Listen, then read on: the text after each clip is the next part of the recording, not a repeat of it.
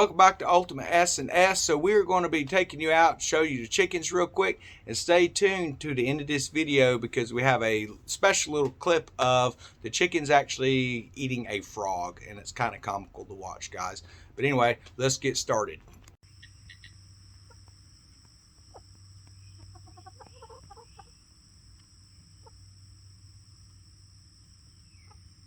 So as you can see, our chickens are looking really good out there. They enjoy eating pretty much anything I can find around the garden. So we're going to take a look at the garden, guys. We're going to talk a little bit about what it is that I am trying to do to cultivate the garden to get it up to where it should be. I think it's coming along pretty good, but I'm going to let y'all be the judge of that, guys. So right here we have our tomato plants. They're looking pretty good. These are the garden varieties, which would be for your salads and stuff, and the beefsteak tomatoes as well. We're going to move on over here and show you our turnips.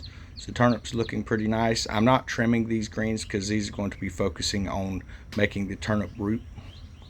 Over here we have our corn. It's looking very good. Sweet silver queen corn is what that's called. Kind of an overview of our tomato patch. Now over here we have our squash plants, zucchini and cucumbers be coming down through this trellis area. As you can see, they are actually finally starting to climb up onto the trellis system that we've got set up. Over here we have our green beans, and we have a row of these. These things are going to take off like wildfire here any day now. Just kind of an overview.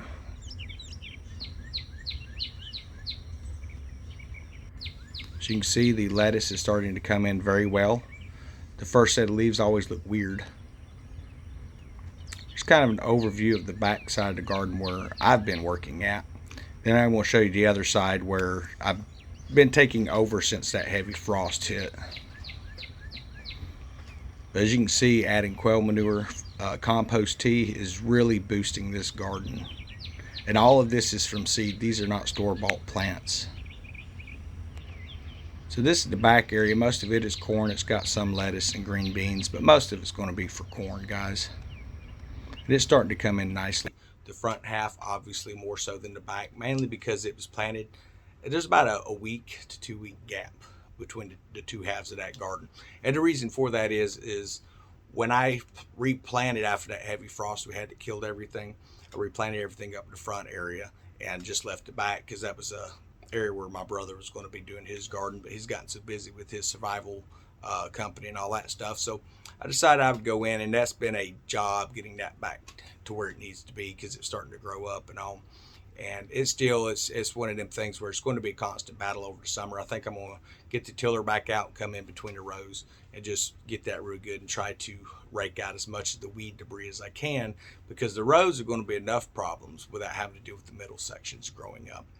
But the fewer weeds you have in your garden, the better your crop's going to be.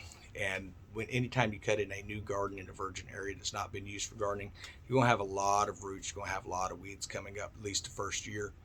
Second year, at the end of the season of your first row, you want to till all that up and expose it to frost, expose it to cold temperatures, and keep that up. And you can add, like, your manure, compost, and things like that, whatever you're going to do, amend your garden with at that time. And that's really going to help you out with your next garden, because it's no longer just a piece of field that you're throwing some seeds in. It's going to have already killed out a lot of the weeds and stuff.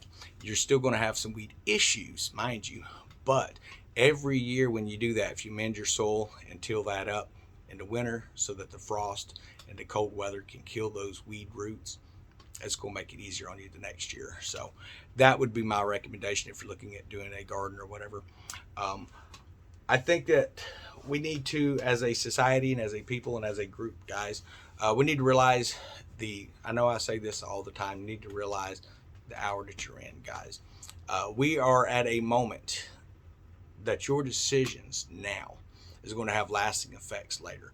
So that's true of life at any given time, but there's too many people talking about inflation and the falling food supplies that we have in this country. And there are some of those that are out there saying, oh no, it's not going to be that bad. I don't listen to people like that. And here's why. When you have every analyst who usually sugarcoats things, telling you that you need to make sure that you're getting food put back. You need to get your food now. You need to start growing gardens. You need to have at least 6 months to a year set back. This is stuff that they usually don't tell us. This is stuff that I've not heard in my lifetime. And now there's kind of this dire urgency to do that. Now I understand there's a lot of preppers that have been around. A lot of you on this channel have been prepping for a long time. And there's a lot of really good resources out there. You have Survival Living. He does a great job over there teaching how to survive and things like that as well. And then you have, I like Appalachian Homesteader. And there's a couple other little groups out there that I enjoy to watch, because they're not just up here sitting at a table. They will take you out and they will show you what they're doing, what they have going on. They will discuss some of the issues that they're having. And I try to do that as well on this channel, because you need to realize that when you do a garden, it's not just that you go outside and stick some seeds in the ground. You have to till that garden up with a tiller. You can hand do it if you want to. That's a lot of work, guys, but you can rent tillers a lot of times. I would suggest investing in something, but they have the battery operated and a lot of different stuff. But you're going to run into situations where if you don't have an established garden, those small things like you see on TV, the mantis and stuff like that, while they work good on an established garden or an established raised bed, they do not work good if you're just coming into a field, because it's going to have a lot of roots and stuff, and you will eventually tear that thing up. So I want to give you that piece of information. If you're going to buy something, research it, make sure it's for the use that you need. And if you have questions about it, definitely comment in here. If I don't have the answer, I know a lot of the people in our group will. So, and if they don't have the answer either, we will find it for you to let you know, because the worst thing you can do at this point is a bad investment. And I'm not talking about stocks and bonds and gold and silver and things like that. Understand this. I don't care how much gold you have set back. I don't care how much platinum, how much silver, or how much American dollars or whatever. I don't care how much you have. None of that's going to mean anything before too long. And the reason for that is they're not just wiping out the American way. They are going to get rid of American currency, and it will be an all digital type currency as well. That doesn't mean go and invest in digital currency, crypto and stuff like that, because there's a day coming that you're not going to even be able to spend any of that unless you go and you comply with, you have to get a chip. That's coming. That's not BS. That's not fairy tale. You can look and see where we're headed in society, and people still want to deny where we're at. They want to deny that prophecy is being fulfilled. They want to deny that we are at the end of the church age, the age of grace. When that moment happens and the Holy Spirit is removed from this planet, all hell is going to break loose. People need to realize that.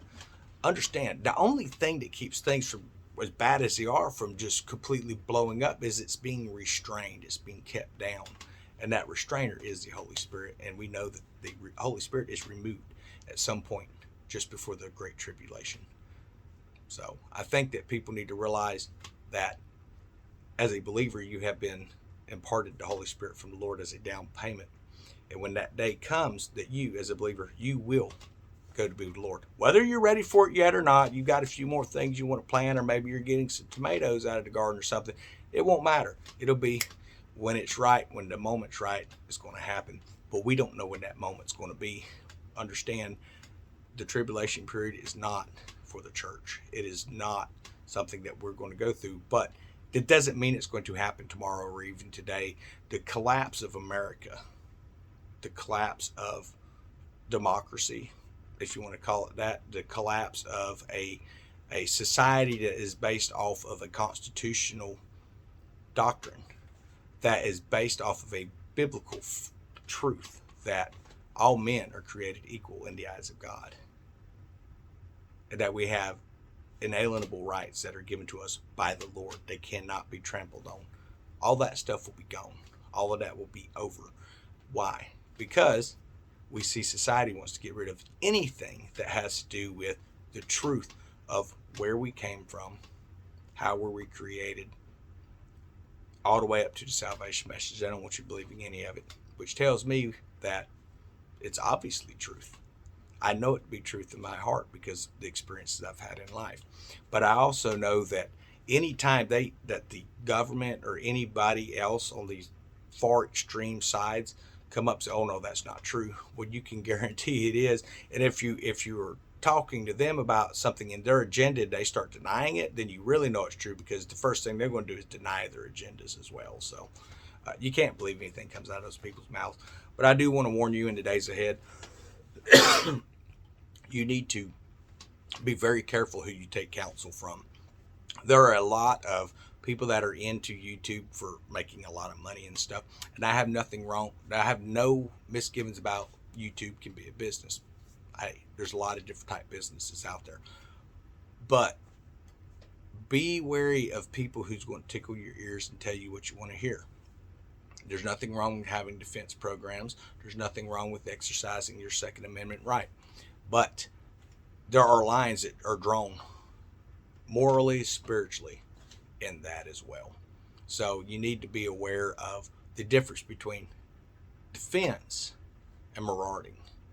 Because if you're going out and you just, well, I'm just going to buy ammo and do what I want to do, you're part of the problem. You're not part of the solution. But that's the way I feel about it, guys. So here comes the clip of the chickens that everybody I know has been wanting to see since I mentioned it. This is the chickens, and they are going to be devouring a frog. Now, this frog I found over by the garden. It was a cat chasing it, and I scared the cat off. I grabbed the frog, took it straight back to the chickens, and I did not get real close up on it, but you can see what's going on, guys.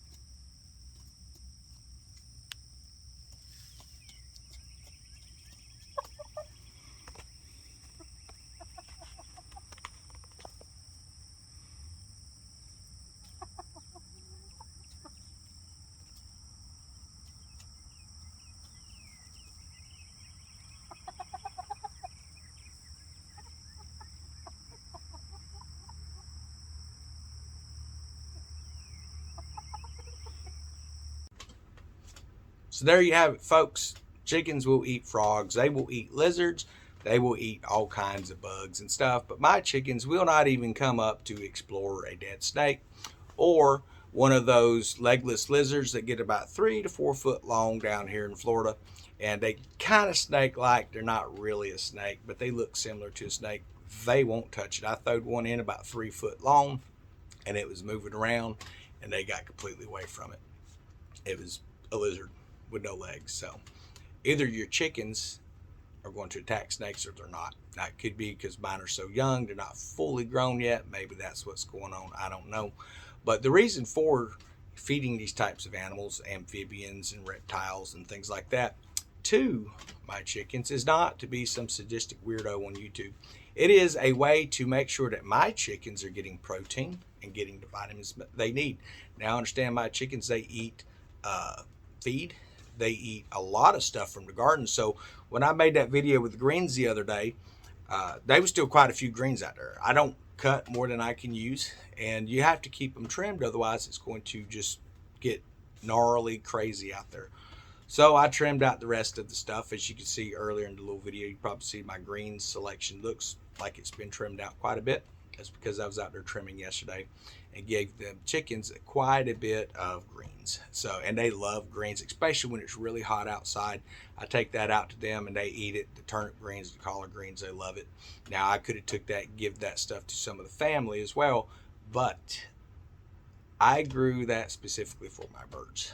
So I eat greens on occasion, but my plan was to give most of the greens to the birds because it really gives a very good, healthy diet to them. And when they start producing eggs here in about another month, it's going to be great. So we're going to have some really good eggs come out of that stuff, guys. But again, if you're looking for some more information on some great stuff, if you can't find it in our playlist, guys, I'm going to give you a couple of, really good sources that you can go to. So if you're looking for different types of ideas on, it's all going to reach a point at some point where you're going to have to move from your location. Let's just be honest about it. Barring the Lord coming and removing the church, that's where we're going to be headed, guys. There will be people running because they will be running for their lives. From everyone keeps talking about how the snowflakes, as they call them, will die in the city. There will be quite a few that do, but understand most of the people that are going to be dying in the city are going to be conservatives, because they are not going to go and follow the agenda to be able to get the free fake food that's grown in a lab. When they do that, that stuff is not going to hit the store shelf to be sold. It's going to be locked behind doors where you are going to have to follow a certain protocol to be able to get in there to shop. And then it's not going to be shopping as in the way that you know it. It's going to be more of a, they can call it rationing if they want to. It's going to be more of a socialist style shopping, more of a communist style shopping. You have a family this size, this is your allotment.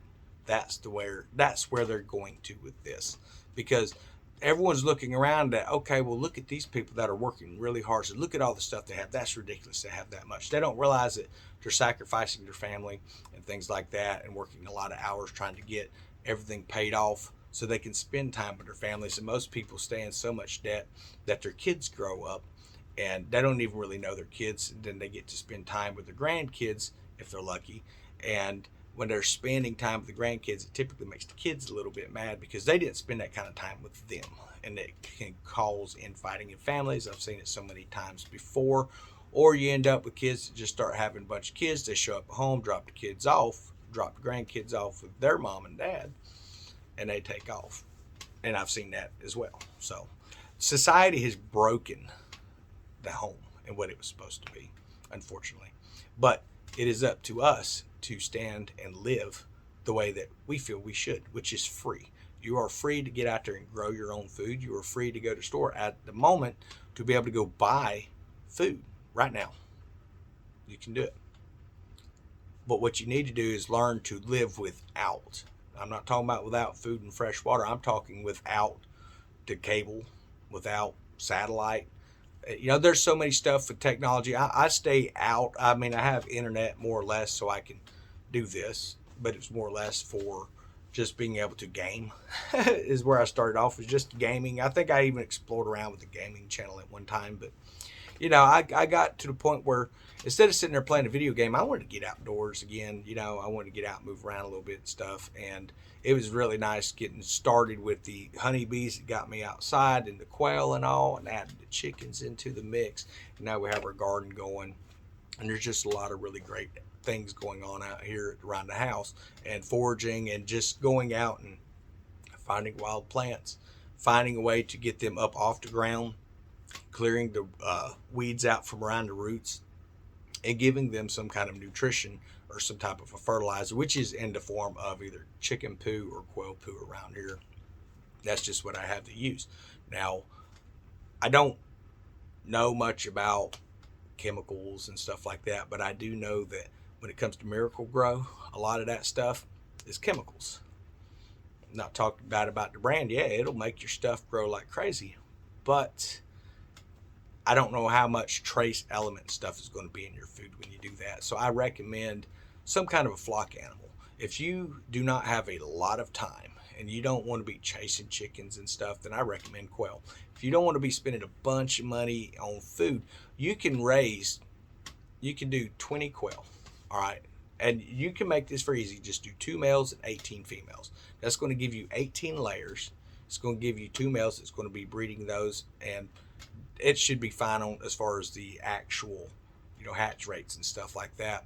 But you're going to get 18 eggs a day.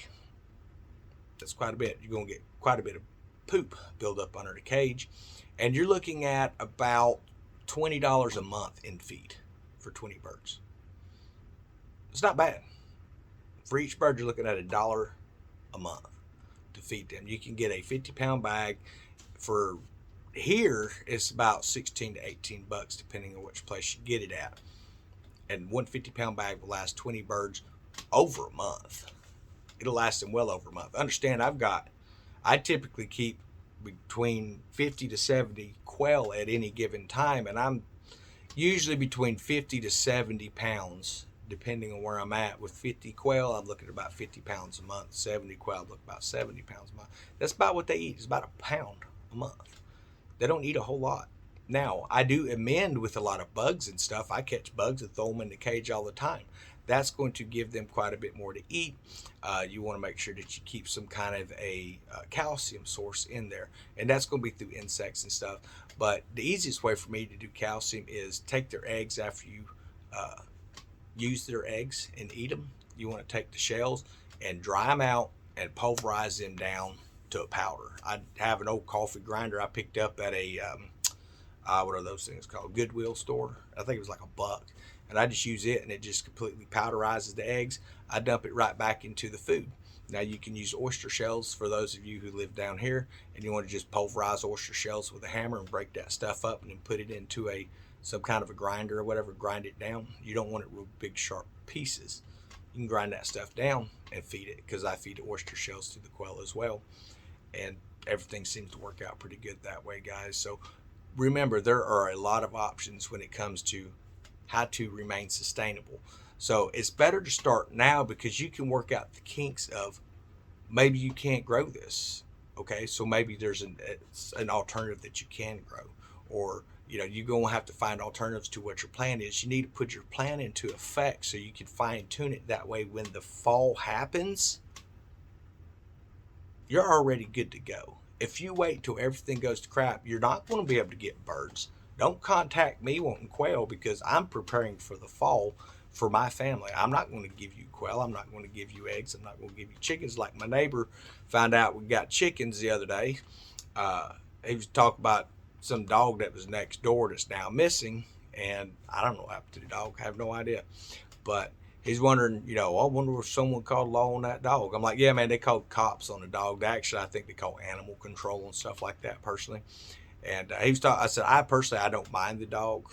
I like dogs as long as he doesn't get in the backyard and attack my chickens. I don't care what the dog does, And of course, then he's like, oh, you have chickens? And then it's always the same thing. People go, oh, well, I really love fresh chicken eggs. Well, yeah, so do I. That's why I keep chickens. Well, if you get some extras, I'm sorry, I'm not going to have any extras. That's why I can.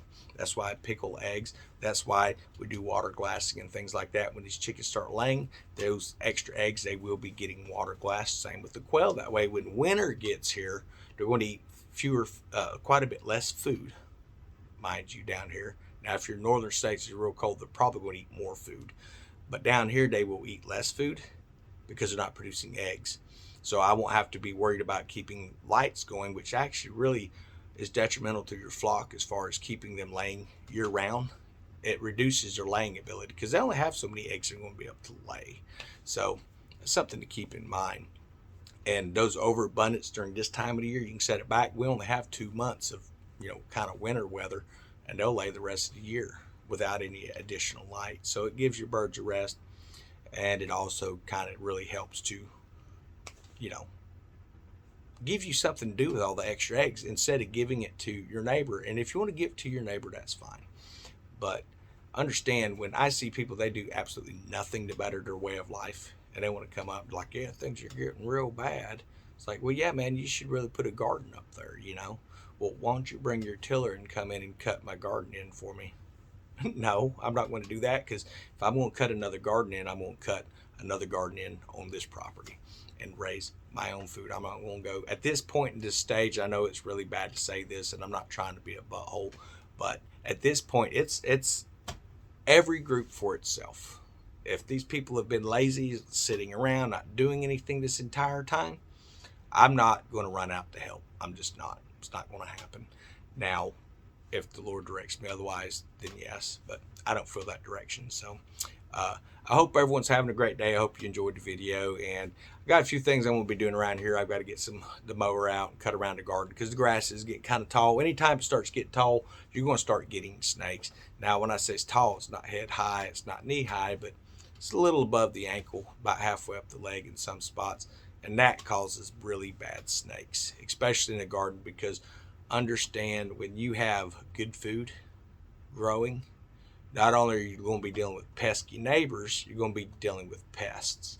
And anytime you start dealing with pests, you're going to start dealing with the things that eat those pests, and then the things that eat those. And if you don't nip it in the bud really quick, you're going to have an overflow of mice and rats and snakes and freaking possums and armadillos or whatever you've got in your area everywhere. So I don't have too many mice and stuff around here, thankfully, because I do have a cat that hangs out, the one I call Diddlywinks. Looks like old camoed up cat. She hangs around up by the garden eating mice. She's always dropping dead mice off at the end of the ramp where I come out of the RV and stuff. We have a nice ramp that goes up to the RV. Makes it easier for my dog that's getting older, but it also makes it easier for my dad who's getting older. And it makes it easy for me because I'm not getting any younger myself. So that's a really great thing to have cat. And they're doing something because they drop their little treats or whatever off over there. And the easiest way to deal with that is to just, get a shovel and throw that stuff out. I'm not going to eat it. I'm glad they're catching stuff, but don't drop it off. Leave it for me. But that's what cats do, guys. They want to show they're earning their keep. So everyone have a wonderful day. We're out of here.